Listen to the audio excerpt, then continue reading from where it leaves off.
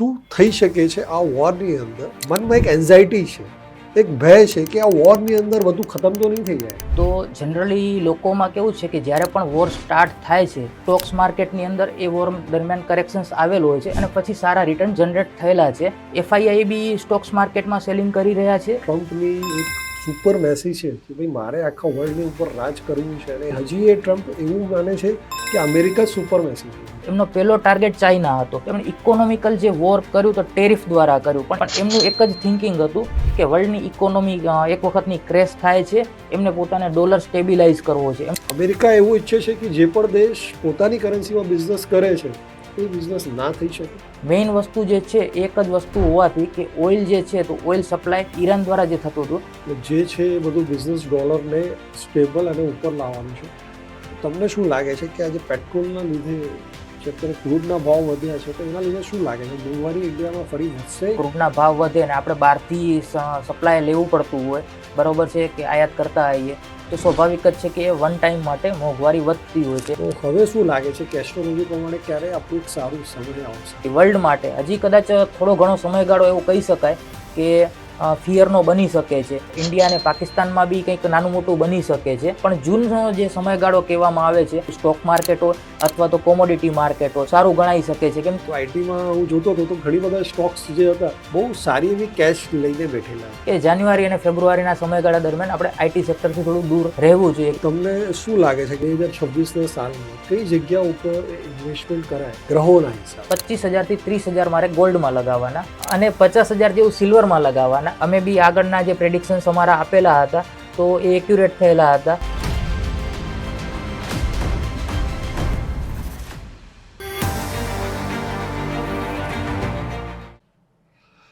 આજે આપણી સાથે રોહિતભાઈ મહેતા છે જે છેલ્લા 20 વર્ષથી જીઓ પોલિટિકલ સ્ટડી કરી રહ્યા છે. એમને ઘણી બધી સ્ટડીઝ ડીપ લેવલમાં ઇન્ટરનેશનલ માર્કેટ્સ, ઇન્ટરનેશનલ વોર્સ અને આ બધી વસ્તુઓ પર ડીપ થિંકિંગ પણ કરેલી છે. શું થઈ શકે છે આ વોરની અંદર, શું થઈ શકે છે માર્કેટની અંદર, શું થઈ શકે છે ગોલ્ડ અને સિલ્વરની અંદર, આ બધી જ વસ્તુની ડીપ લેવલમાં ચર્ચા કરીશું આજના પોડકાસ્ટમાં. તો રોહિતભાઈ આપનું વેલકમ કરે છે, કોન્સલ કરો.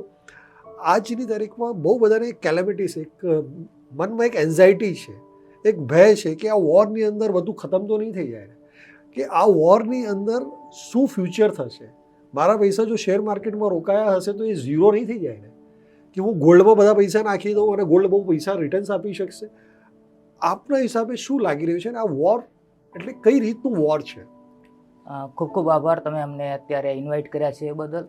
હવે આપણે જે આ વોરની વાત કરી રહ્યા છીએ તો જનરલી લોકોમાં કેવું છે કે જ્યારે પણ વોર સ્ટાર્ટ થાય છે તો સ્વાભાવિક જ છે કે લોકો ફિયરમાં આવી જાય છે. અને ખાસ કરીને જે ફિઝિકલ વોર કહેવાય કે જે આપણે જોઈએ છીએ કે સૈનિકો દ્વારા થતી હોય અથવા તો કોઈ બી મિલિટરી વેપન્સ દ્વારા થતી હોય, આવી પાસ્ટમાં બી ઘણી બધી વોર થયેલી છે અને દરેક વોર સમયે અલગ અલગ સમયે કરેક્શનના ફેઝિસ આવેલા છે. અને ઘણી બધી વખત આપણે જોયું હશે કે સ્ટોક્સ માર્કેટની અંદર એ વોર દરમિયાન કરેક્શન્સ આવેલ હોય છે અને પછી સારા રિટર્ન જનરેટ થયેલા છે. પાસ્ટમાં તમે ડેટા રશિયા યુક્રેન વોર દરમિયાન બી જોઈ શકો છો. એના આગળના આપણે કારગિલ વોર દરમિયાન પણ આ જ સિચ્યુએશન્સ જોયેલી છે. અને હાલમાં બી જે ઈરાનનો અત્યારે ઇસ્યુ ચાલી રહ્યો છે તેમાં ખાસ કરીને જે ક્રૂડના રેટ્સ બહુ ઉપર જઈ રહ્યા છે એના કારણથી વર્લ્ડની દરેક ઇકોનોમી થોડીક અનસ્ટેબલ છે અને લોકોમાં ફિયર છે. આ કારણથી એફઆઈઆઈ બી સ્ટોક્સ માર્કેટમાં સેલિંગ કરી રહ્યા છે અને સાથે સાથે જે ડીઆઈઆઈ છે અને રિટેલ ઇન્વેસ્ટર છે એ નવું બાઇંગ કરતાં ડરી રહ્યા છે. આ કારણથી હાલમાં સ્ટોક્સ માર્કેટમાં એક ફિયર ચાલી રહ્યો છે, પણ આ ફિયર બહુ લાંબો ચાલતો નથી.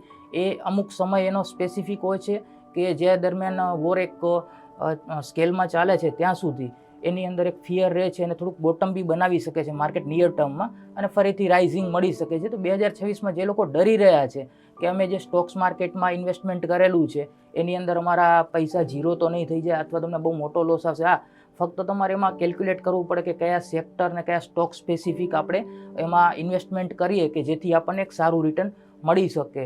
તો આ એક જે નવા ફ્રેશર્સ છે જેમના માટે તક છે કે આપણે કઈ રીતે અહીંયા કને પોતાના પોર્ટફોલિયોને નવો ઇનબિલ્ડ કરી શકીએ. અને જે લોકો ઓલરેડી ઇન્વેસ્ટેડ છે એમના માટે બી એક સારો સમય છે કે એ લોકો રિકેલ્ક્યુલેટ કરી શકે કે મારે કઈ વસ્તુ મારા પોર્ટફોલિયોમાં રાખવી જોઈએ તો આવનારા વર્ષમાં મને જ્યારે ફરીથી નિફ્ટી રાઇઝ કરે છે તો મને એની અંદર એક સારો રાઇઝ મળી શકે છે. સાથે સાથે આપણે ગોલ્ડ સિલ્વરની એની પણ આગળ વાત કરીશું, પણ સ્પેસિફિક આપણે અત્યારે વાત કરીએ છીએ તો વોરની.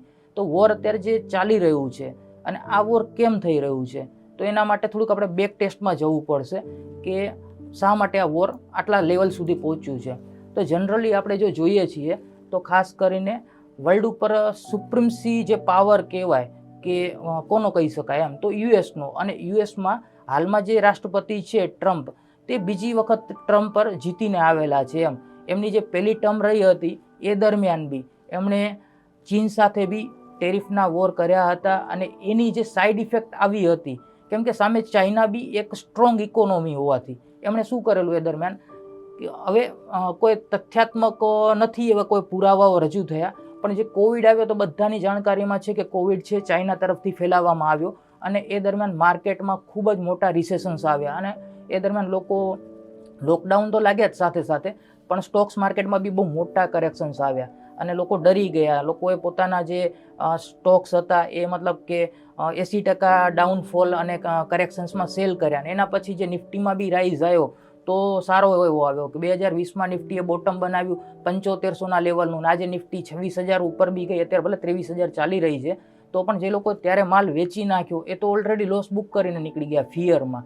એટલે ટ્રમ્પ જ્યાં સુધી સત્તા પર છે ત્યાં સુધી ઓલ ઓવર પાવર ગેમની જે ચાલી રહી છે કે ખાસ કરીને અમેરિકા, ચાઇના, રશિયા આ 3 મેજર પ્લેયર છે અને એમાં ઇન્ડિયા બી ઇન્ક્લુડિડ છે, કેમ કે ઇન્ડિયા પાસે જે મેન પાવર છે, ઇકોનોમી પાવર છે અને આપણે એવી જગ્યા પર બેઠેલા છીએ કે જેની અંદર આપણે ચીનની બાજુમાં છીએ, આપણે એકદમ પાડોશી દેશ તરીકે. આ બાજુ આપણે જોવા જઈએ છીએ તો મધ્ય પૂર્વમાં બી આપણી સાથે સારા એવા રિલેશન્સ છે અને એશિયાની અંદર આપણે એક પાવર સેન્ટર છીએ. તો આ બધા જ ટોટલ વોર સિચ્યુએશન્સની અંદર હજી પણ ઘણું બધું થઈ શકે છે. તમારું માનવું છે કે જે ટ્રમ્પની એક સુપર મેસી છે કે ભાઈ મારે આખા વર્લ્ડની ઉપર રાજ કરવું છે અને એની લીધે જે ચાઇના આગળ આવી રહ્યું હતું એના ઉપર પણ વોર આગતરી રીતે ચાઇના +1ની એક પોલિસી લાવ્યા. તો શું તમને લાગે છે કે ચાઇના +1માં ઇન્ડિયાનું રોલ પણ એટલું જ અહમ બની શકે છે કે હજી એ ટ્રમ્પ એવું માને છે કે અમેરિકા સુપર મેસી હોવી જોઈએ? હવે આપણે જો જોવા જઈએ તો ટ્રમ્પના જે પ્રથમ કાર્યકાળ હતો એ દરમિયાન એમણે ચીન સાથે જે વોર કર્યા, તો એ દરમિયાન એમણે ઇન્ડિયા સાથે કોઈ જ મોટું એવી રીતનું કંઈ નહોતું કર્યું કે જેથી કરીને આપણી ઇકોનોમી એટલી બધી પ્રભાવિત થાય. પણ જે બીજો કાર્યકાળ રહ્યો તો બીજા કાર્યકાળમાં એમનો પહેલો ટાર્ગેટ ચાઇના હતો. ચાઇના સાથે એમને જે વોર કરવું હતું તેમણે ઇકોનોમિકલ જે વોર કર્યું તો ટેરિફ દ્વારા કર્યું, પણ એમાં સાથે ઇન્ક્લુડ ઓલ ઓવર વર્લ્ડના બધા જ દેશોને રેસિપ્રોકલ ટેરિફની અંદર લાવી દીધા. એના કારણથી એમના જે સારા રિલેશન્સ ઇન્ડિયા સાથે બી હતા એ બી એક ટાઈમ માટે થોડાક ખરાબ થયા અને વર્લ્ડમાં બી જે એમની ઇમેજ હતી તો એ બી થઈ ખરાબ એમને. પણ એમનું એક જ થિંકિંગ હતું કે વર્લ્ડની ઇકોનોમી એક વખતની ક્રેશ થાય છે, એમને પોતાને ડોલર સ્ટેબિલાઇઝ કરવો છે. એમનો ડોલર જે રીતે ડિપ્રિસિએશન્સમાં જતો હતો તો એક સ્ટેબલ થાય, કેમ કે વર્લ્ડમાં મોસ્ટલી જનરલી એક જ સિનારીઓ છે કે કોઈ પણ દેશ છે એ કંઈ પણ આપલે કરે છે તો ડોલરમાં કરે છે. અને સામે શું થઈ રહ્યું હતું કે ચાઇના છે તે ખાસ કરીને મેટલ ઉપર ફોકસ કરીને સિલ્વર ગોલ્ડને પોતાની એક પાવર હાઉસ બનાવી રહ્યું હતું કે અમે એની સ્ટ્રેન્થ બનાવી અને ડોલરને ઘટાડી શકીએ છીએ, એની વેલ્યુશન્સ ઘટાડી શકીએ છીએ. તો આ થોડુંક હજી બી ચાલી શકે છે કે ચાઇના અમેરિકાનું જે છે ઇકોનોમિકલ વોર તે હજી પણ ચાલશે. પણ જે એવું કહી શકાય ને કે બંને દેશ એકબીજાને મતલબ કે સૈનિકો દ્વારા લડે કે એવું હાલમાં દેખાઈ રહ્યું નથી. અમેરિકા થોડા ટાઈમમાં કદાચ ઈરાનમાંથી ફ્રી થશે તો ફરીથી પાછું એ ચાઇના અને તાઇવાન માટે બી કંઈક નવું ત્યાં કરશે એવું કે જેથી કરીને ચાઇના એની અંદર ઇન્વોલ્વમેન્ટમાં રહે. બાકી આપણે જનરલી જોઈએ તો વેનેઝુલામાં જે અમેરિકાએ સ્ટ્રાઇક કરી તો એ મોસ્ટલી શા માટે હતી, તો વેનેઝુલા જે છે એમની પાસે ક્રૂડનું મોટું રિઝર્વ છે કે જે એ લોકો અનયુઝ કરી રહ્યા છે, એટલે મતલબ કે એને સપ્લાયમાં નથી લાવી રહ્યા. અને વેનેઝુલા અમેરિકાની નજીકનો દેશ છે, તો એમણે ત્યાં કને એક જ સ્ટ્રાઇક કરી અને 6 થી 8 કલાકમાં ત્યાંના રાષ્ટ્રપતિને પોતે કેપ્ચર કરી લીધા. અને જે નવી ગવર્મેન્ટ આવી એ થોડી ઘણી ફેવરેબલ આવી અને હવે જે ત્યાંના ઓઇલના બધા જ સપ્લાયમેન્ટ છે એના પર અમેરિકાનું પ્રભુત્વ છે. તો હવે ત્યાંથી જે કંઈ બી ઓઇલ સપ્લાય થાય છે તો એ અમેરિકાની પોલિસી હેઠળ થાય છે અને મોસ્ટલી ચાઇના બી વેનેઝુલા પાસેથી ઓછા રેટની અંદર ખરીદી કરતું હતું. ચાઇનાને જ્યાંથી પણ ફાયદો થતો હોય એને બ્લોક કરવાની કોશિશ મેજોરિટી અમેરિકા કરી રહ્યું છે એવું અત્યારે લાગી રહ્યું છે, કેમ કે વેનેઝુલાનું જે પણ તેલ હતું મેજોરિટી ચાઇના અને ઇન્ડિયા જ લેતા હતા. હવે ઈરાનમાંથી પણ જે મેજોરિટી તેલ હતું એ પણ ચાઇના જ લેતો હતો, અને એ ચાઇના પાછું ડોલરમાં નહીં લેતો હતો, એ એની પર્સનલ કરન્સીમાં લેતો હતો. તો અમેરિકા એવું ઈચ્છે છે કે જે પણ દેશ પોતાની કરન્સીમાં બિઝનેસ કરે છે એ બિઝનેસ ના થઈ શકે. શું માનવું છે તમારું? મારું બી એ જ માનવું છે કે અત્યારે જે ઈરાન પર વોર થયું છે તો લોકો એ દ્રષ્ટિએ જોઈ રહ્યા છે કે ઈરાનના જે લીડર્સ હતા એમને અને એમનું જે કેલ્ક્યુલેશન હતું કે અમે પરમાણુ હથિયાર બનાવશું અને એના કારણથી ઇઝરાયલને નુકસાન થશે, આવું બધું મીડિયા રિપોર્ટ્સમાં આવી રહ્યું છે. અને મીડિયા રિપોર્ટ્સ તો જનરલી કેવું છે કે યુરોપિયન કન્ટ્રી અને અમેરિકન કન્ટ્રી દ્વારા વધારે પડતા પબ્લિશ થતા હોય એ જ આપણે જોઈ રહ્યા હોઈએ છીએ. હવે કોઈને બી ખબર નથી કે એ લોકો અણુ પ્રોગ્રામ કરી રહ્યા હતા કે નહોતા કરી રહ્યા. હોઈ શકે છે કે એક સારા સ્કેલ પર પહોંચી ગયા હોય, પણ એક બહાનું છે. મેઇન વસ્તુ જે છે એક જ વસ્તુ હોવાથી કે ઓઇલ જે છે તો ઓઇલ સપ્લાય ઈરાન દ્વારા જે થતું હતું, તો ખાસ કરીને ઇન્ડિયા અને ચાઇના, જેની અંદર ચાઇના છે એમને બી એમના જે પોતાનું જે ખપત છે એનું 25-30% તે ત્યાંથી બાઇંગ કરતું હતું. ઇન્ડિયા બી તો ઇન્ડિયા રૂપીઝની અંદર પેઇડ કરતું હતું અને ચાઇના એમાં યુઆનમાં ટ્રેડ કરતું હતું. એટલે જે અમેરિકન ડોલર દ્વારા ટ્રેડ થવું જોઈએ એ એટલો વેપાર એમાં થતો ન હતો. તો આ હુમલો એટલા માટે કરવામાં આવ્યો છે કે જો ત્યાં કનેનું ઓઇલ સપ્લાયમેન્ટ છે એના ટાઈઅપ કરવામાં આવે કે નવી જે ગવર્મેન્ટ હવે બની છે એ થોડુંક અમેરિકા સાથે ડીલ કરે ભવિષ્યમાં અને એમ કે ના અમે ડોલરની અંદર આ વેપાર કરવા તૈયાર છીએ, તો આ યુદ્ધ ગમે ત્યારે સમી જશે ભવિષ્યમાં. કદાચ એ 5-15 દિવસ, મહિના, 2 મહિનામાં બી આ ઘટનાક્રમ બની શકે છે. તો જો આપણે મતલબ કે ભારત અને ચાઇના પણ ઈરાન પાસેથી ડોલરમાં ખરીદી કરવાની ચાલુ કરે છે તો 100% ટ્રમ્પ એના માટે તરત જ તૈયાર થઈ જશે. એમને બીજું કોઈ ઈરાનથી કોઈ જ ઇસ્યુ નથી. ફક્ત અને ફક્ત ઓઇલનો જે વેપાર છે એ ડોલર પર થઈ શકે એના માટે પ્રયાસ કરી રહ્યું છે. એટલે જે છે એ બધું બિઝનેસ ડોલરને સ્ટેબલ અને ઉપર લાવવાનું છે.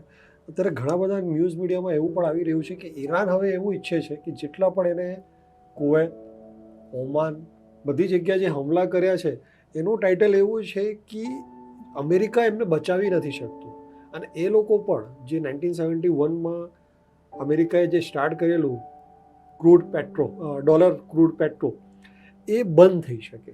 એટલે ઈરાનની પણ એક એના વિશે તમારું શું માનવું છે? એટલે આમ જનરલી જોવા જઈએ તો અમેરિકાએ જે મધ્ય પૂર્વના એમના સાથીદાર દેશો છે તો ત્યાં કને કેવું છે કે એવી રીતના પોતાના લશ્કરી મથકો સ્થાપેલા કે જો તમારે પોતાનું સૈનિક રાખવાનું નથી જે તે દેશે અને અમે ત્યાં અમારું પોતાનું સૈન્ય બેઝ બનાવીશું અને તમારા પર કોઈ પણ હુમલો થશે તો અમે તમને ત્યાં કને હેલ્પ કરીશું.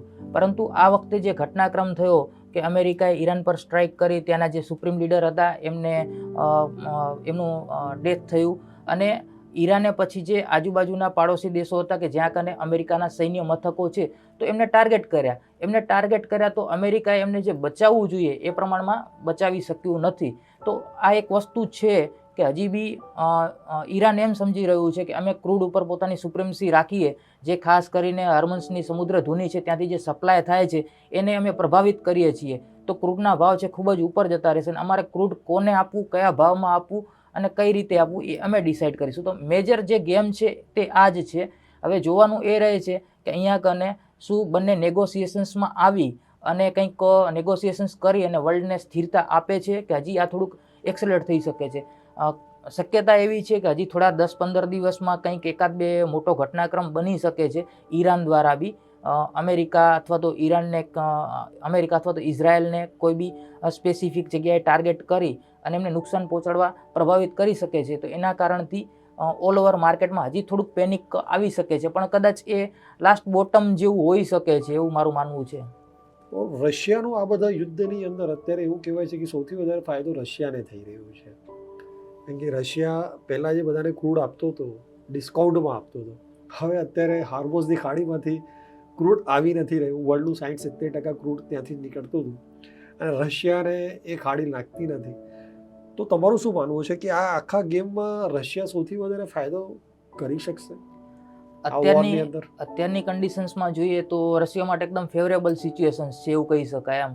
કેમ કે જનરલી રશિયા યુક્રેનનું જે વોર થયું, ટ્રમ્પ દ્વારા ઘણા પ્રયાસ કરવામાં આવ્યા કે તેમાં શાંતિ સ્થાપિત થઈ જાય અને એમણે ફિઝિકલ મિટિંગ બી કરી પુતિન સાથે, અને ઝેલેન્સ્કીને બી ખૂબ જ સમજાવવામાં આવે કે તમે શાંતિ કરો. એ શાંતિ ન થઈ, ટ્રમ્પને નોબેલ પુરસ્કાર બી ન મળ્યું. આ બધો ઘટનાક્રમ તો થયો. એના પછી બી ટ્રમ્પે એક વખત તો રશિયાને બી એવા થ્રેટ આપેલા કે અમે પરમાણુ સબમરીન રશિયાની આજુબાજુના સમુદ્રમાં તૈનાત કરી રહ્યા છીએ, જેથી કરીને થોડા પ્રેશરમાં આવે. પણ જે આ સિચ્યુએશન્સ બધી બદલાણી છે, વચ્ચે જે આપણે ખાસ કરીને કોમોડિટીમાં ચાઇના દ્વારા જે ગોલ્ડ ને સિલ્વરમાં રાઇઝ મળ્યો, તેને કાઉન્ટર કરવા માટે અમેરિકાએ વેનેઝુલા અને ઈરાનનું જે ક્રૂડ સપ્લાય છે એને ડિસ્ટર્બ કર્યું. હવે એ કરવાથી શું થયું કે ક્રૂડના ભાવ ખૂબ જ રાઇઝ થઈ ગયા. ક્રૂડના ભાવ બહુ રાઇઝ થઈ ગયા તો એના કારણથી શું છે કે ભાઈ મોંઘવારી ખૂબ જ વધી શકે છે, અને આવનારા ટાઈમની અંદર અમેરિકામાં જે રેટ કટની સંભાવનાઓ છે એ ઘટી શકે છે. તો એને સ્ટેબલ કરવા માટે અને ફરજિયાત જ ક્રૂડને ડાઉન કરવા માટે અમેરિકાએ રશિયાને એક વિન્ડો આપવી પડી છે કે ભાઈ તમે વર્લ્ડના દેશોને ક્રૂડ સપ્લાય કરો અમુક ટકા. તો ચાઇના બી લઈ શકે છે, ઇન્ડિયા બી લઈ શકે છે, અને કોઈ યુરોપિયન કન્ટ્રી બી રશિયા પાસેથી લઈ શકે છે. તો રશિયાને ખબર છે કે અત્યારે સપ્લાય કરનારા જે દેશ છે વેનેઝુલા અથવા તો ઈરાન, એના કરતાં અમારી પાસેથી લોકો સારી રીતે લે છે, તો એ લોકો જે ડિસ્કાઉન્ટમાં આપી રહ્યા હતા તો એમણે અત્યારે ડિસ્કાઉન્ટ બંધ કરેલ છે અને પ્રીમિયમ રેટ પોતાના જે છે એના પર આપી રહ્યું છે. તો એના કારણથી રશિયાને ખૂબ જ સારો ફાયદો થઈ રહ્યો છે, અને એ ફાયદો જાળવશે, કેમ કે એ જે પૈસા આવશે એનાથી પોતાની ઇકોનોમીને પાવરમાં લાવશે, અને સાથે સાથે નવું ડિફેન્સમાં બી કંઈક એ લોકો ઇનોવેશન્સ કરશે, જેથી કરીને ભવિષ્યમાં યુક્રેન સાથે બી લડતમાં એ લોકો થોડા આગળ રહી શકે. આ આખું જે ગેમ ચાલી રહ્યું છે ક્રૂડનું, એમાંથી રશિયાને તો ફાયદો થઈ રહ્યો છે, પણ જ્યારે પણ ક્રૂડના ભાવ વધે છે ત્યારે ગોલ્ડ ઘટે છે, ગોલ્ડના ભાવ ઘટે છે, અને એવું કહેવાય છે કે વોર આવે છે ત્યારે પાછા ગોલ્ડના ભાવ વધવા જોઈએ. તો અત્યારના સમયમાં જે ભાવ ઘટી રહ્યા છે, તો તમને શું લાગે છે કે ગોલ્ડમાં શું થઈ શકે છે, કે અત્યારે ગોલ્ડમાં રોકાણ કરાય કે સિલ્વરમાં રોકાણ કરાય, કે આ બે વસ્તુથી દૂર રહેવાય? જનરલી એક માઇન્ડસેટ એવું હોય છે આપણે દરેક સામાન્ય વ્યક્તિઓનું. મારું બી પહેલાં એવું જ હતું જ્યારે હું સ્ટડી ન કરતો હતો ત્યારે, કે જ્યારે કંઈ યુદ્ધો થાય છે વિશ્વમાં તો ગોલ્ડમાં ખૂબ જ સારી રાઇઝ આવી શકે છે, અને જનરલી આગળના ડેટાઓમાં થોડી રાઇઝ આવેલી છે. પણ તમે હિસ્ટોરિકલ ડેટા જોશો કે જ્યારે પણ મોટા વોર થયા છે ત્યારે ગોલ્ડની અંદર 2% થી 5% જ રાઇઝ આવેલા છે. બહુ મોટા એક્સપ્લોઝિવ રાઇઝ એ સમયગાળા દરમિયાન આવેલા નથી, કેમ કે એ સમયગાળા દરમિયાન ખાસ કરીને ક્રૂડની ખૂબ જ ડિમાન્ડ વધી જતી હોય છે, અને ખાસ કરીને એ દરમિયાન ડોલર બી સ્ટેબલ થઈને ઉપર જતો હોય છે. તો કોમોડિટી માટે ત્યારે લોકો એમાં ઇન્વેસ્ટમેન્ટ નથી કરતા. તો હાલમાં થોડુંક આપણે વેઇટ કરી શકાય છે આવનારા એકાદ મહિનાની અંદર, અગર આપણને હજી બી ગોલ્ડ કોઈક સારા સપોર્ટ લેવલ પર મળે છે, કેમ કે હું સેબી રજિસ્ટર્ડ નથી તો તમને કોઈ લેવલ્સ તો મેન્શન નહીં કરી શકું, પણ જો આવનારા એકાદ મંથમાં ગોલ્ડ સિલ્વરમાં બીજું કરેક્શન્સ મળે છે અને સારા લેવલ પર મળે છે તો એ બાઇંગ ઓપોર્ચ્યુનિટી બનશે, અને આવનારા દિવસોમાં ફરીથી રાઇઝ થશે. તો આવનારો ટ્રેન્ડ છે ગોલ્ડ અને સિલ્વર માટે, ખાસ કરીને અમને જૂન અને સપ્ટેમ્બર સુધીના સમયગાળામાં ઉપરનો સમયગાળો રાઇઝ માટેનો લાગી રહ્યો છે. તો આ પણ એક ઓપોર્ચ્યુનિટી છે. એ જનરલી આપણે જોવા જઈએ તો ગોલ્ડ અને સિલ્વર એક એની જે રાઇઝિંગ ચેનલમાંથી નીકળેલું છે બ્રેકઆઉટ પર જ છે. તો બ્રેકઆઉટમાં અત્યારે સસ્ટેન જ થયેલું છે. તમે બી જોઈ રહ્યા છો કે હાલમાં એક કન્સોલિડેશન ઝોનમાં છે, અને જ્યારે બી વર્લ્ડમાં થોડીક સ્ટેબિલિટી આવશે અને લોકો ફરીથી સેફ હેવનમાં ઇન્વેસ્ટમેન્ટ કરશે તો ત્યારે ફરીથી એ રાઇઝિંગમાં આવી જશે. એટલે સેફ હેવનમાં ઇક્વિટી માર્કેટ એમ કહેવાય છે કે સરેરાશ વળતર ઇક્વિટી માર્કેટનું ઘણું ઊંચું છે ગોલ્ડ અને સિલ્વર એસેટ કરતાં. ગોલ્ડે તો છેલ્લા એક જ વર્ષમાં આટલું રિટર્ન આપ્યું છે, પણ કન્ટિન્યુઅસલી લોંગ ટર્મ રિટર્ન્સ જે કહેવાય છે ઇક્વિટી માર્કેટનું વધારે સારું છે. તો તમને શું લાગે છે કે અત્યારે પેનિકમાં બધું જ વેચી દેવું જોઈએ અને ગોલ્ડ સિલ્વરમાં ઇન્વેસ્ટમેન્ટ કરી દેવું જોઈએ કે જૂન જુલાઈ મહિનામાં રાઇઝ આવે કે કંઈક નવું સેફ હેવન તરીકે, કાં તો તમારું ઇક્વિટીનું જે પોર્ટફોલિયો છે એની અંદર બન્યા રહેવું, એસઆઈપી કરતો હોય તો કરતા રહેવું, જેનાથી લોંગ ટર્મમાં તમને સારું એવું એપ્રિસિએશન મળે?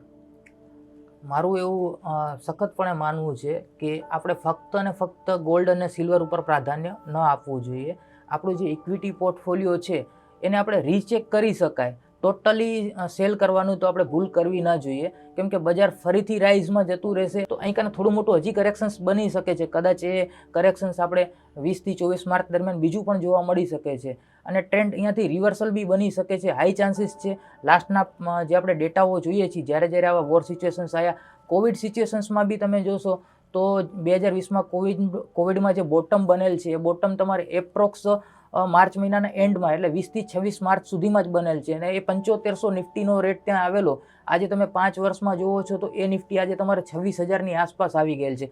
તો ઇક્વિટીએ સારામાં સારા રિટર્ન આપેલા છે નિફ્ટીએ. હવે એ દરમિયાન તમે સ્ટોક સ્પેસિફિક જો તમે સારું કેલ્ક્યુલેશન્સ કરેલો હોય તો ઘણા બધા મલ્ટીબેગર સ્ટોક્સ પણ એ 5 વર્ષ દરમિયાન નીકળેલા છે. તો તમારે આ ટાઈમમાં તો આપણે એવું માનવું છે કે ઇક્વિટીમાં તમારું રોકાણ છે 50% થી 60% રાખવું જોઈએ. ટોટલ એમાંથી તમારે એક્ઝિટ ન કરવી જોઈએ. ગોલ્ડ સિલ્વર માટે થોડી વેઇટ કરવી જોઈએ. એમાં તમે 20 થી 25%નું પોર્ટફોલિયો બનાવી શકો છો અને 20-25% તમે કેશ હોલ્ડ પર રાખી શકો છો, જેથી કરીને તમને કોઈ પણ જગ્યાએ અચાનક નવી ઓપોર્ચ્યુનિટી બને છે તો એમાં તમે ઇન્વેસ્ટ કરી શકો છો.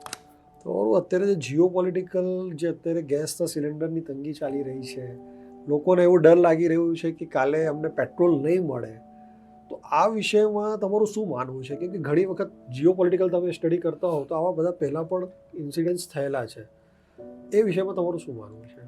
આપણે અત્યારે જોઈ રહ્યા છીએ કે આપણી ગવર્મેન્ટ ખૂબ જ મહેનત કરી રહી છે અને હાલમાં પણ તમે ન્યૂઝ સાંભળેલા હશે કે આપણે ઈરાનથી જે નવા શિપમેન્ટ્સ છે એ આપણી નેવી દ્વારા આપણા પ્રદેશોમાં ફરી આવી રહ્યા છે. તો સપ્લાય તો સરકાર દ્વારા ખૂબ પ્રયાસ કરી રહ્યા છે કે સપ્લાય ઇઝ આઉટ થઈ જાય. પરંતુ કેવું હોય છે કે આપણે છે ને જનરલી મીડિયા ઉપર જે ન્યૂઝ જોઈએ છીએ ને એની અંદર કેવું હોય છે કે ખૂબ જ હાઇલાઇટ કરવામાં આવે છે. ઘણી વખત ફેક ન્યૂઝ બી આપણે જોવા મળે છે. આપણે ખાસ કરીને જોયું હશે કે ઇન્ડિયા પાકિસ્તાન વોર દરમિયાન બી બહુ ફેક ન્યૂઝ જ ચાલેલા હતા. એવી જ રીતે જ્યારે કંઈ બી ઘટનાક્રમો બને છે તો એ લોકોને ટીઆરપી જોઈએ છે. તો ટીઆરપીઓના ચક્કરમાં ઘણી વખત ફેક ન્યૂઝ સ્પ્રેડ થઈ જતા હોય છે. તો મારું એવું અંગતપણે માનવું છે કે બની શકે છે કે અત્યારે થોડીક શોર્ટેજ હોઈ શકે છે. કદાચ ઘણી જગ્યાએ નાની મોટી કાળાબજારી પણ થઈ શકતી હોય છે. એવું નથી કે નથી થઈ શકતી હોતી, પણ સરકાર ખૂબ જ પ્રયાસ કરી રહી છે કે જે નાનો મોટો પ્રોબ્લેમ્સ આવેલો છે સોલ્વ થઈ શકે. કેમ કે ઇન્ડિયા ખુદ બહારથી આ બધું આયાત કરે છે, પોતાની પાસે બી એટલો બધો જથ્થો રાખે છે. આપણી પાસે ગવર્મેન્ટ પાસે બી ઓલરેડી 18 દિવસથી કરીને 30 દિવસનો જથ્થો હોય જ છે.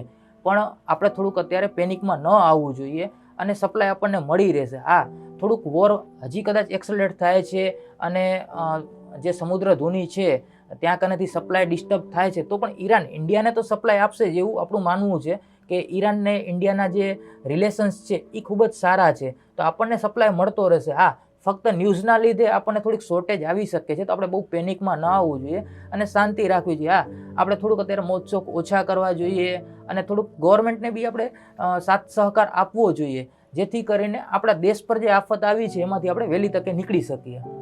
તમને શું લાગે છે કે અત્યારે જે રીતે ઈરાને હુમલો કર્યો છે, શું ઇન્ડિયા પણ પાકિસ્તાનના ઉપર હુમલો કરી શકે છે? એવી પણ કોઈ શક્યતા? ઘણા બધા લોકોનું એવું પણ માનવું છે કે ગમે ત્યારે ઇન્ડિયા પાકિસ્તાન, કેમ કે અત્યારે પાકિસ્તાન અફઘાનિસ્તાન જોડે ઝઘડામાં ફસાયેલું જ છે, યુદ્ધ ચાલી જ રહ્યું છે. બલુચિસ્તાન પણ પાકિસ્તાનની અંદર રોજ આક્રમણ કરી રહ્યું છે. તો શું ઇન્ડિયાએ પીઓકે લઈ લેવું જોઈએ અત્યારે? હવે ઇન્ડિયા પાકિસ્તાનની સિચ્યુએશન્સ આપણે જોવામાં આવે તો આપણે આગળના ઇન્સિડન્ટ્સ જોયેલા છે કે જેમ આપણે પુલવામા થયું હોય અને આપણે આતંકીઓને નષ્ટ કરવા માટે જે પણ સ્ટ્રાઇક કરેલી છે તો એમાં આપણે ખૂબ જ ડેમેજ પહોંચાડેલું છે.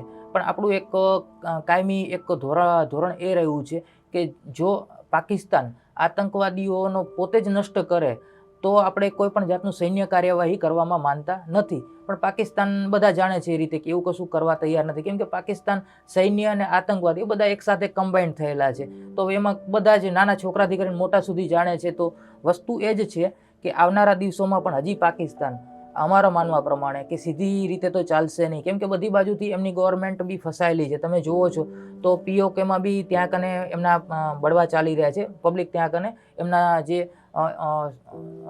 છે કામકાજ એનાથી નાખુશ છે, એમને આઝાદી જોઈએ છે. બલુચિસ્તાનમાં તો ખૂબ જ હાલત ખરાબ છે. ગમે ત્યારે બલુચિસ્તાન એમનાથી અલગ પડી અને પોતાનું બનાવી શકે છે નવું રાષ્ટ્ર, તો શક્યતા પૂરેપૂરી રહેલી છે. પરંતુ હાલમાં થોડુંક એમને ફેવર શું મળી ગયું છે કે લાસ્ટ ટાઈમમાં તમે જોયું હશે કે અમેરિકાએ ખાસ કરીને જે પાકિસ્તાનના ફિલ્ડ માર્શલ કયો કે સૈન્ય અધિકારી કયો એમને અમેરિકામાં બોલાવ્યા અને 2-3 વખત મિટિંગ કરી. હવે મિટિંગ કરવાનો એમનો ઈરાદો એ જ હતો કે એ લોકો ઈરાન પર હુમલો કરવા માંગતા હતા, અમેરિકા અને ઇઝરાયલ.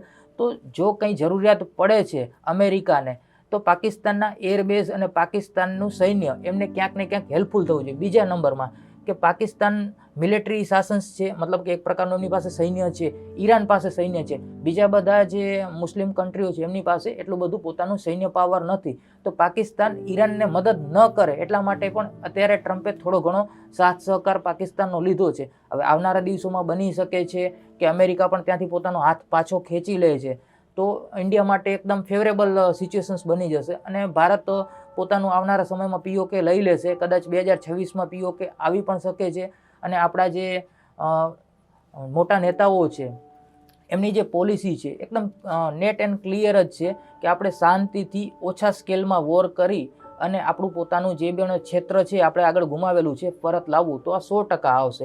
પણ એ કદાચ ઘટનાઓ બને તો પણ આપણે પેનિકમાં ન આવવું જોઈએ અને રાષ્ટ્રને સમર્પિત રહેવું જોઈએ. અત્યારે એક બહુ બધાને કન્ફ્યુઝન છે કે જે રીતે વોર સ્કેલ થઈ રહ્યા છે અને જે રીતે અમેરિકાના વોરફેરનું ડિસ્ટ્રોયેબલ થઈ રહ્યું છે, કે આજે એની થાર્ડ સિસ્ટમ જે સૌથી મોટી સિસ્ટમ કહેવાય, કરોડો રૂપિયાની સિસ્ટમ જે ડેમેજ થઈ ગઈ, બીજું એક એમનું સર્વેલન્સ લેન્થ હતું એ પણ ડેમેજ થઈ ગયું.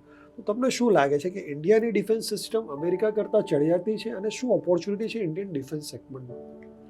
જનરલી આપણે લાસ્ટ 20-25 વર્ષથી જોયું હોય તો એશિયાના કોઈ પણ દેશ હોય તો શસ્ત્ર માટે હંમેશા છે ને એ લોકો અમેરિકા પર નિર્ભર રહ્યા છે અથવા રશિયા પર રહ્યા છે, અને જરૂરિયાત પડી હોય તો યુરોપિયન કન્ટ્રી જેમ કે ફ્રાન્સ છે, જર્મની છે, તો એમની પર નિર્ભર રહ્યા છે. ચાઇનાએ વચ્ચે ખૂબ સારું કામ કરેલું છે, પણ ચાઇનામાં બે વસ્તુ છે કે પહેલા નંબરમાં તો એ લોકો અમેરિકાની જે કંઈ બી નવી ડિફેન્સ સિસ્ટમ આવે છે તો એને એ લોકો પોતે જ છે ને કોપી કરે છે અને એમાંથી બનાવે છે. તો એ કોપી કરેલી વસ્તુ છે ને એને ડિસ્ટ્રોય કરવી કોઈના માટે બી ઇઝી છે, કેમ કે એનું ડેટા આપણને અમેરિકા પાસેથી બી મળી શકે છે. જ્યારે ઇન્ડિયાની વાત કરવામાં આવે તો એવું કહેવામાં આવી રહ્યું છે કે ઇન્ડિયાએ જે ડિફેન્સ સિસ્ટમો વિકસાવેલી છે, જેમ કે તમે બ્રહ્મોસ ને બધું જો ભલે રશિયા સાથેનું આપણું કમ્બાઇન્ડ છે, બરોબર છે, પણ તમે અત્યારે લાસ્ટ 2 વખતમાં પણ જોયેલું હશે કે જ્યારે આપણે પાકિસ્તાન ઉપર 2 સ્ટ્રાઇક કરેલી છે તો આપણને મિનિમમ ડેમેજ થયેલા છે અને આપણે અંદર સુધી ટાર્ગેટ હિટ કરેલા છે ટાઈમ ટુ ટાઈમ એક્યુરેસી સાથે. આપણે વિંગ કમાન્ડર અભિનંદન જે હતા એમણે જ્યારે જૂનું આપણું MiG-20 દ્વારા પણ જો પાકિસ્તાનના ફાઇટર પ્લેનોને કચરઘાણ કરી દીધેલા, આ બધા ઘટનાક્રમ આપણે જોયેલા છે. આપણી ડિફેન્સ સિસ્ટમ ખૂબ જ સારી છે અને ડિફેન્સનું જે આપણું માળખું છે હજી આપણને ખબર કેમ નથી. લોકોને શસ્ત્રની ખબર ક્યારે પડે કે કયા દેશે કયા નવા શસ્ત્ર બને, જ્યારે એનો યુઝ થાય ત્યારે. જેમ કે 1945માં પરમાણુ બોમ્બનો યુઝ કરવામાં આવ્યો અમેરિકા દ્વારા, ત્યારે વર્લ્ડને ખબર પડી કે પરમાણુ બોમ્બ જેવી કોઈ વસ્તુ બનેલી છે, હાઇડ્રોજન બોમ્બ બી બનેલા છે. એવી રીતે ઇન્ડિયા પાસે બી ઘણું બધું ડિફેન્સમાં નવું બનેલું છે કે જે અત્યારે આપણે નજરમાં નથી. જ્યારે કંઈક એવું વોર થશે અને ઇન્ડિયા એની અંદર પોતાના શસ્ત્ર જે સ્વદેશી બનાવેલા છે એનો યુઝ કરશે, ત્યારે લોકોને નજરમાં આવશે કે ઇન્ડિયાની ડિફેન્સ સિસ્ટમ આટલી બધી સારામાં સારી છે.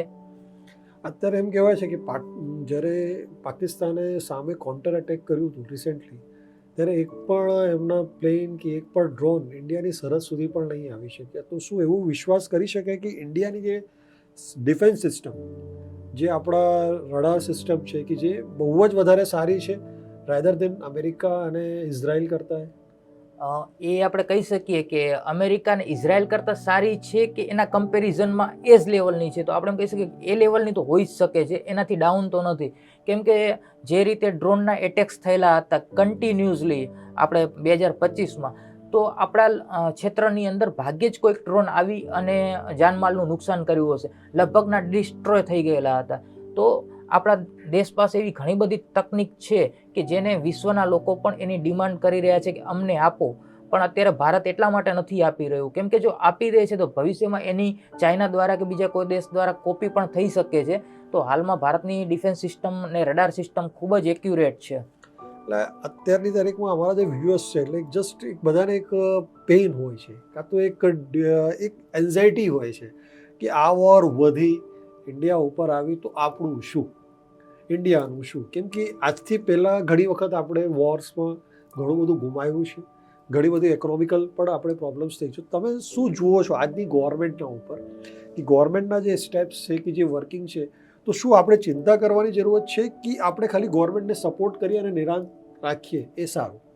હવે જનરલી આપણે વોર સિચ્યુએશન્સમાં જોઈએ છીએ તો લોકો ડર એટલા માટે લાગતો હોય છે કે એક આપણે જનરલી બધા શેનાથી ટેવાયેલા છીએ તો મીડિયા જોવાનું અને સોશિયલ મીડિયા કે જેના ઉપર આપણને એક જ ન્યૂઝ છે, એક જ મિસાઇલ કોઈ જગ્યા પર પડી હોય જે તે દેશમાં, તો એને આપણને ખૂબ જ હાઇલાઇટ કરીને બતાવવામાં આવે છે અને એના કારણથી ડરનો માહોલ વધી જતો હોય છે. આપણે રશિયા યુક્રેનનું વોર છેલ્લા 4 વર્ષથી જોઈ રહ્યા છીએ, પણ એ 4 વર્ષથી જે વોર લડાતું હોય એનું એક સીમા ક્ષેત્ર નક્કી હોય કે રશિયાની બોર્ડરથી 100 કિલોમીટરમાં હોય અને યુક્રેનની બોર્ડરથી 100 કિલોમીટરમાં હોય. બાકીના ક્ષેત્ર છે એનાથી પ્રભાવિત નથી હોતા. તેમની જે ઇકોનોમી છે એ જનરલી સારી રીતે સ્ટેબિલાઇઝ ચાલી રહ્યું હોય છે. તમે બી જોયું હશે કે વોર ચાલી રહ્યા હતા એ દરમિયાન બી રશિયાના વડાપ્રધાન કયો અથવા તો યુક્રેનના વડાપ્રધાનો કયો એ પોતાના દેશમાં બી આરામથી ફરી રહ્યા હતા અને વિશ્વમાં બી પોતે વિઝિટ કરી રહ્યા હતા અને વિશ્વના નેતાઓ પણ ઘણા બધા યુક્રેન અને રશિયામાં ગયા છે અને આરામથી ફર્યા છે. તો આવું બધું વોર સિચ્યુએશન્સમાં થતું હોય છે, તો આપણે બહુ પેનિક ન કરવું જોઈએ. હા, જ્યારે પણ ઇન્ડિયા અને પાકિસ્તાનનું વોર થશે તો થોડો સમયગાળા માટે પેનિક આવશે.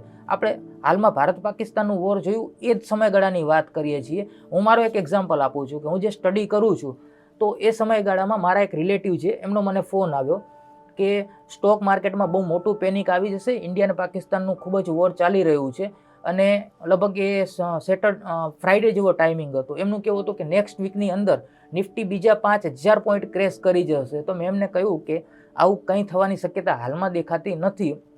તમે શાંતિ રાખીને બેસો, તમારો જે પોર્ટફોલિયો છે એને રીબેલેન્સ કરવો હોય તો કરો, પણ અહીં કંઈ પેનિકમાં આવ્યા જેવું નથી. અને થયું એવું કે 2 જ દિવસની અંદર સીઝ ફાયર થઈ ગયું અને બીજે દિવસે Nifty 900 point gap up open થઈ. અમને બી ખબર નહોતી કે આવું કશું આવી શકે છે ન્યૂઝમાં, પણ એટલી ખબર હતી કે ભાઈ માર્કેટ છે એને કોઈ પણ ઘટનાની પહેલાં એક વખત રિએક્શન આપે. જે વોર થવાનું હોય તો મોટા જે ઇન્વેસ્ટર્સ છે અથવા તો ઓપરેટર જેને કહો છો તમે, અથવા જે વિદેશી સંસ્થાઓ છે એમને પહેલેથી થોડી જાણકારી હોય છે, તે લોકો થોડુંક પહેલેથી સેલિંગ કરે છે. પછી જ્યારે ઘટનાક્રમ બને ત્યારે સેકન્ડ પાર્ટમાં સેલિંગ કરે છે અને પછી રિટેલર સેલિંગ કરે છે. તો એ જે ફિયરનું થર્ડ સ્ટેજ છે ને એ રિટેલર્સ દ્વારા ક્રિએટ થાય છે. તો મારું અંગતપણે માનવું છે કે ફરીથી રાઇઝિંગ મળશે, તો આપણે બહુ કોઈ વસ્તુમાં ફિયરમાં ન આવવું જોઈએ. આ વોરની અંદર મોંઘવારી હંમેશા વધતી હોય છે. તમને શું લાગે છે કે આજે પેટ્રોલના લીધે જે અત્યારે ક્રૂડના ભાવ વધ્યા છે તો એના લીધે શું લાગે છે, મોંઘવારી ઇન્ડિયામાં ફરી વધશે કે થોડાક સમય માટે વધશે ને ફરી પાછી સ્ટેબલ થઈ જશે?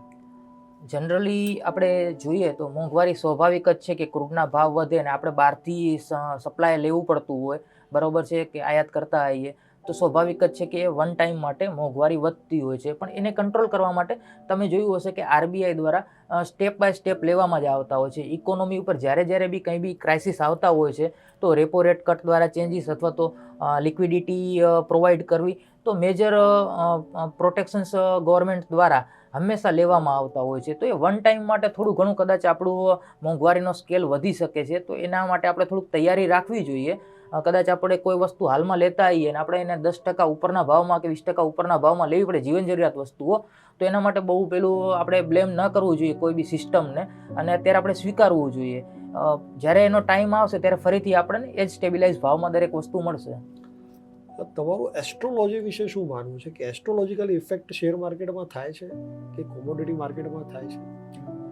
મારું એવું સ્ટ્રોંગપણે માનવું છે કે એસ્ટ્રોલોજી પ્રમાણે સ્ટોક માર્કેટ હોય, કોમોડિટીઝ હોય અથવા તો વર્લ્ડના જે કંઈ બી વોર સિચ્યુએશન્સ હોય, તો આ બધું જ ટોટલી ગ્રહો પર નિર્ભર હોય છે. તમે પોતે બી જાણતા હશો કે આપણે જનરલી પાસ્ટની બહુ પ્રાચીન વાતો કરીએ તો વાત છે કે કોઈ પણ જે અત્યારે રિલિજન્સ છે તો એ જે કોઈ પણ પોતાના ભગવાનને માનતા હોય તો તમે ભગવાનનું એમનું કાઢશો તો કહેવામાં આવશે કે એમનો જન્મ થયો તો ત્યારે આટલા ગ્રહો શુભ સ્થાનમાં હતા, ત્યારે એમનો જન્મ થયો અને એ દરમિયાન આખા વાતાવરણમાં ખૂબ જ હર્ષોલ્લાસ છવાઈ ગયો. તો ગ્રહોની ઇફેક્ટ ત્યારે તમે જોઈ કે જે વ્યક્તિનો જન્મ થયો અને એ નાનો છે પણ આખું વાતાવરણ ચેન્જીસ થઈ ગયું, એટલે ગ્રહોની ઇફેક્ટ આપણને પ્રાચીન કાળમાં ભાઈ જોવા મળી છે. અત્યારની બી સિચ્યુએશન્સ આપણે જે જોઈએ છીએ કે ખાસ કરીને અત્યારે ઈરાને જે હુમલો કર્યો, હું એસ્ટ્રોલોજી વિશે બહુ જાણકાર નથી પણ જે હું લોકોને ફોલો કરીને શીખી રહ્યો છું તો મને બી સમજમાં આવે છે કે બધાની એસ્ટ્રો ડેટ્સ હતી જ ઓલરેડી કે 23 ફેબ્રુઆરીની આસપાસ અમેરિકા જે છે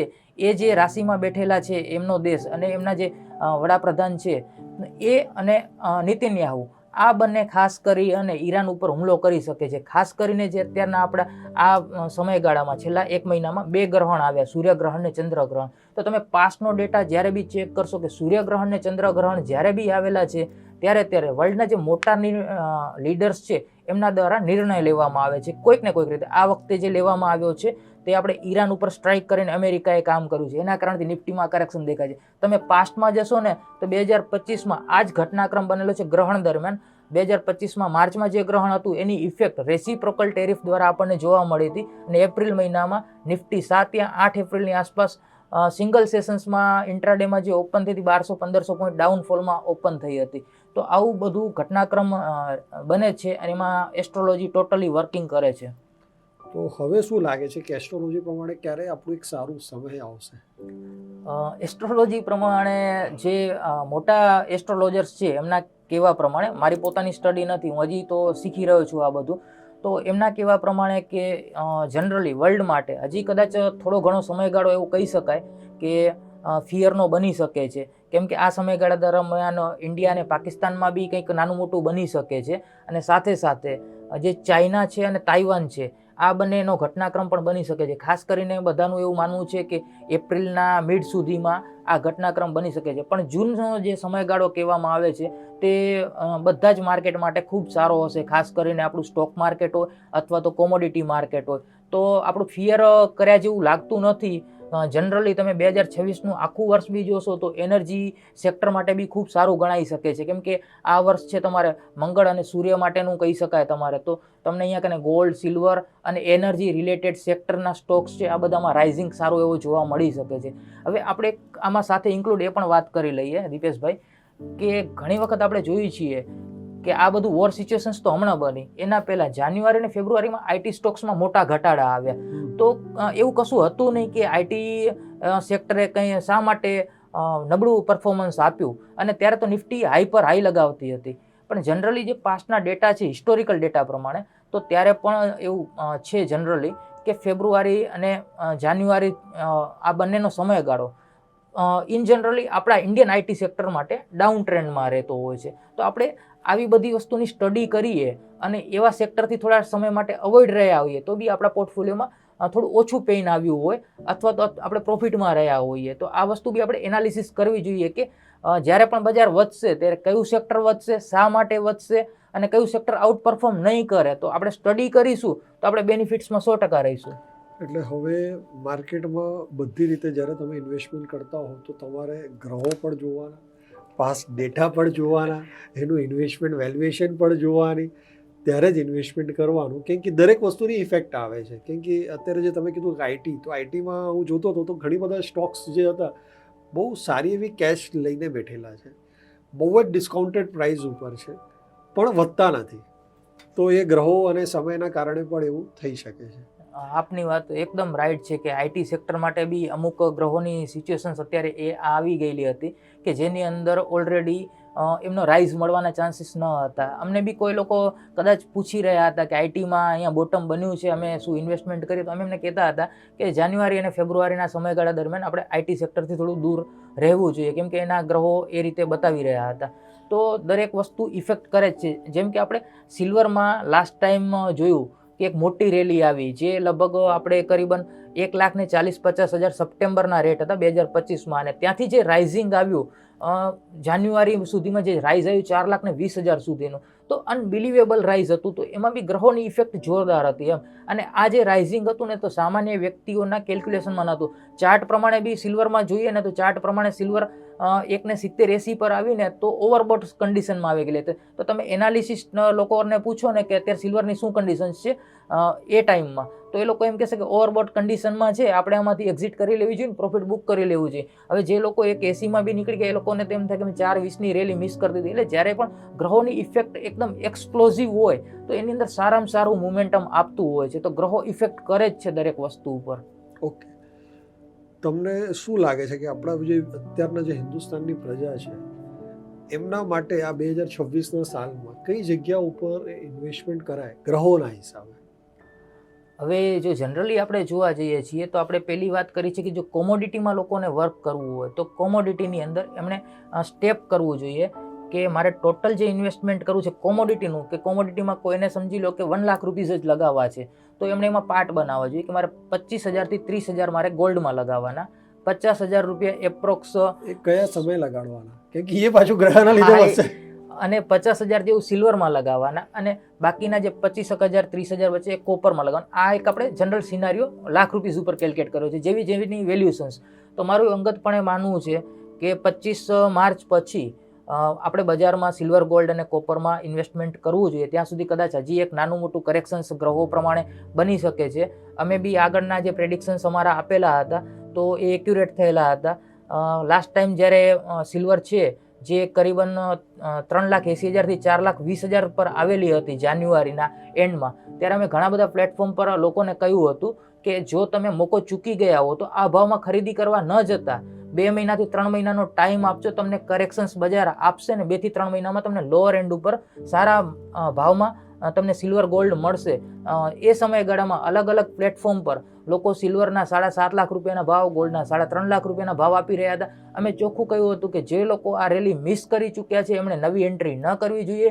જેણે લીધેલું છે એને પ્રોફિટ બુક કરવું હોય તો કરી શકે છે, ઘટાડો મળશે. અને ફક્ત એ અમારા જે અમે આર્ટિકલ્સ આપેલા હતા અલગ અલગ જગ્યા પર, જે અમારા ગ્રુપ્સ હોય છે સમાજના નેમાં, તો ત્યાં કનેથી ફક્ત 5 જ દિવસની અંદર સિલ્વર જે 4,20,000 હતી 2,25,000નું બોટમ બનાવેલું, મતલબ કે 5 દિવસમાં ₹2,00,000 ઘટી ગયેલી. હવે કોઈ જો 4 લાખ પર બાઇંગ કરેલી હોય તો એનું વેલ્યુશન્સ તો 50% ડાઉન થઈ ગયું. તો એ અમારા ગ્રહોની સાયકલ પ્રમાણે આવતું હતું, પણ અમે એસ્ટ્રોલોજર્સ નથી એટલે અમે એને પ્રેડિક્ટ એ રીતે કરીને પ્લેટફોર્મ પર ન મૂકી. અમે ફક્ત લોકોને કઈ રીતે કેપિટલ બચાવવું એ અવેરનેસ માટે અમે મૂકેલ હતું.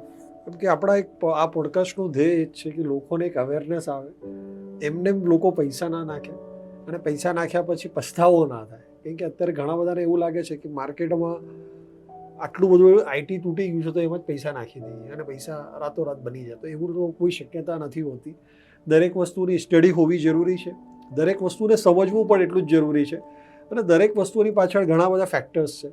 એમાં એક એસ્ટ્રોલોજી પણ એક ફેક્ટર્સ છે, વેલ્યુએશન પણ એક ફેક્ટર છે, જીઓ પોલિટિકલ પણ એક ફેક્ટર્સ છે. આજના પોડકાસ્ટમાં ઘણી બધી વસ્તુની ક્લિયરિટી આવી હશે. છેલ્લે તમને આપણા વ્યુઅર્સ માટે શું મેસેજ આપવા જેવું લાગે છે આજની તારીખમાં?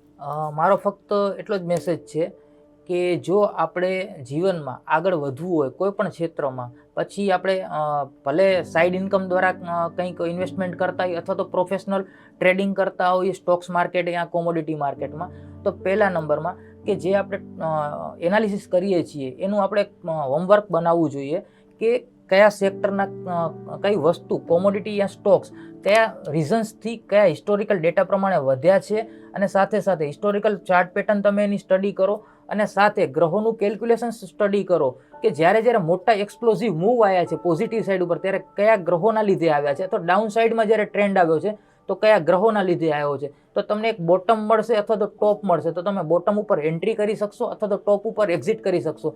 કેમ કે લોકો બાઇંગ કોઈ બી સમયે કરી લે છે તેને એ ખબર નથી કે હું બોટમ પર બાઇંગ કરી રહ્યો છું, તો સેલ કરે છે તો એમને ખબર નથી કે હું ટોપ પર સેલ કરી રહ્યો છું. તો તમે જો બોટમ પર બાઇંગ કરશો અને ટોપ પર સેલ કરશો તો તમારું હંમેશા રિટર્ન છે ને સારું જનરેટ થશે. અને બીજી એક સામાન્ય વાત કરવી હતી કે આ બજારોમાં કેવી અસ્થિરતાઓ છે એનું એક એક્ઝામ્પલ તમને સેટ કરવું હતું કે જાન્યુઆરી મંથમાં સિલ્વરમાં જ્યારે અમે આ લોકોને કીધું કે આ વસ્તુ સિલ્વરમાં ક્રેશ આવી શકે છે અને આમાંથી તમે બચીને રહેજો, તો પણ લોકો મતલબ કે 7 લાખથી 8 લાખના સિલ્વરના ટાર્ગેટ માટે 4 લાખ પર બાઇંગ કરવા તૈયાર હતા.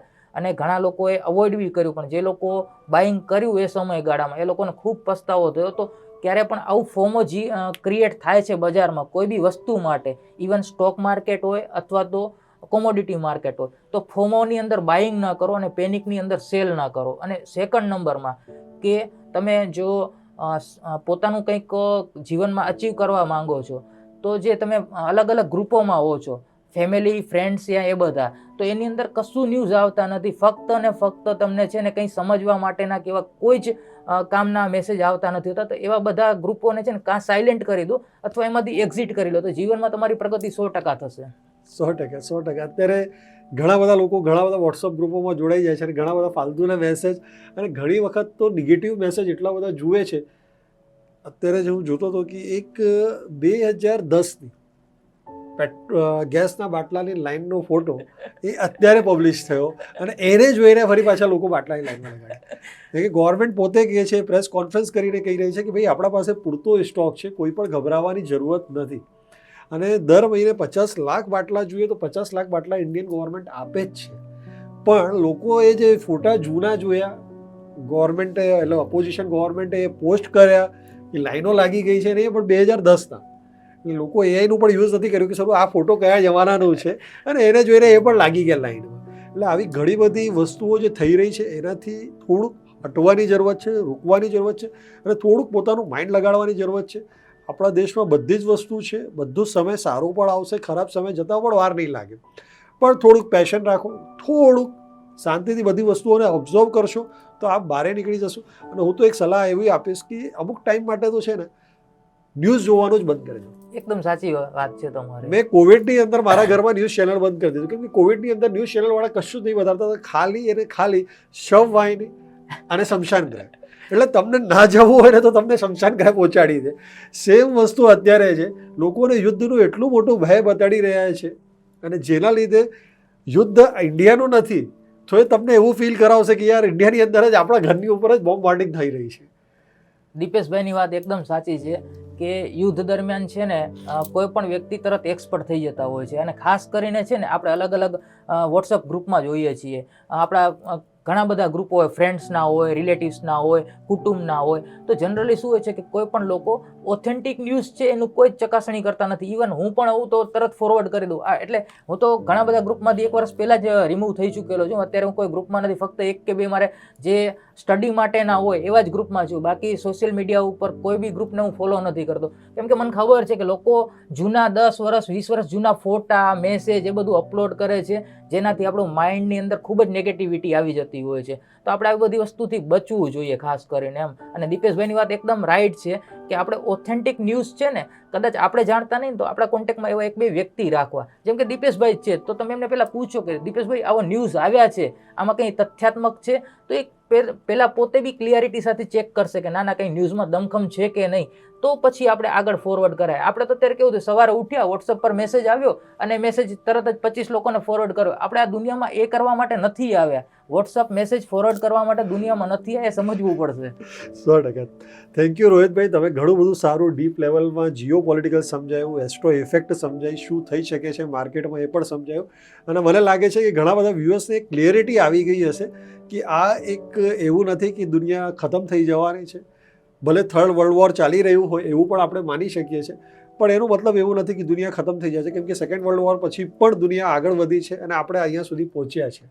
હું આમાં એક વસ્તુ ઇન્ક્લુડ કરવા માંગુ છું કે દીપેશભાઈ જે વાત કરી, હવે સમજી લો કે જે લોકોએ ફર્સ્ટ વર્લ્ડ વોર જોયું હશે તો ફર્સ્ટ વર્લ્ડ વોર દરમિયાન જે કંઈ પણ ઘટનાક્રમ થયા હોય ને જે કંઈ બી નરસંહાર થયા, લાખો લોકો મૃત્યુ પામ્યા, તો આપણે એમની આત્માને શાંતિ મળે પ્રાર્થના કરીએ. પણ એના પછી તમે જુઓ કે વર્લ્ડની અંદર કેટલા ઇનોવેશન્સ થયા છે, અને આજે વર્લ્ડ કેટલું ઇઝીલી દરેક વસ્તુ તમને મળી રહી છે. એના પછીનો તમે સમયગાળો જુઓ કે બીજું વર્લ્ડ વોર થયું, એમાં બી ઘણા બધા નુકસાન થયા. વર્લ્ડ એમાંથી પણ રિકવર થયું, અને આજની જે સિવિલાઇઝેશન કહેવાય કે આપણે જે બધા પ્રાણીઓ કહેવાય એમ બધા, બરાબર છે, તો બધા પ્રાણીઓને આજે સારામાં સારી સુવિધાઓ મળી રહી છે. આજે ગમે એટલા વોર થતા હોય તો તમે જુઓ કે 20 વર્ષ પહેલાં જે સુવિધાઓ ન હતી, ગામડાઓમાં તમને ટાઈમસર પાણી ન મળતું હતું, આજે ટાઈમસર પાણી મળતું હોય છે.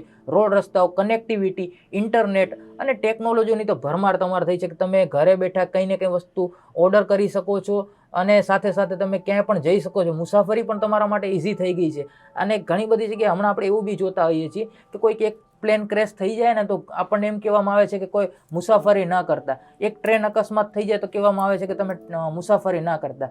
સિમ્પલ જીવન જે ચાલુ છે, રનિંગ રાખવું જોઈએ. આ ફક્ત એટલું ધ્યાન રાખવું જોઈએ કે જે ક્ષેત્ર પ્રભાવિત છે એ પ્રભાવિત ક્ષેત્રની અંદર આપણે મુસાફરી ન કરવી જોઈએ. બાકી જે ક્ષેત્રમાં જઈ રહ્યા છીએ ત્યાં શાંતિ હોય તો આરામથી મુસાફરી કરવી જોઈએ અને આરામથી જીવન જીવવું જોઈએ. અને પહેલાં તો આપણે ડર ન ફેલાવવો જોઈએ ને પોતે ડરીને ન રહેવું જોઈએ. શાંતિથી તમે જીવો, સારામાં સારી જગ્યા છે બધી.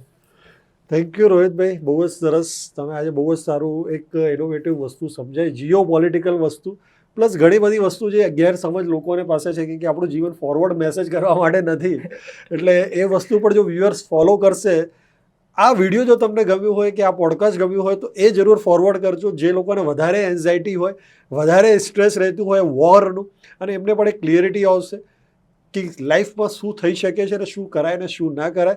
Thank you for watching this video. અને જો તમે ચેનલમાં પહેલી વાર આવ્યા હોય તો સબસ્ક્રાઇબ કરી લેજો. આવા ઘણા બધા વિડીયોઝ તમને આ ચેનલમાં મળશે, જેનાથી તમારી લાઈફ વધારે બેટર બની શકશે, તમારી એન્ઝાયટી વધારે ડાઉન થઈ શકશે. દીપેશભાઈના વિડીયો જોવાનું ચૂકતા નહીં, કેમ કે એમાં ખૂબ સારી માહિતીઓ તમને મળતી રહે છે. Thank you.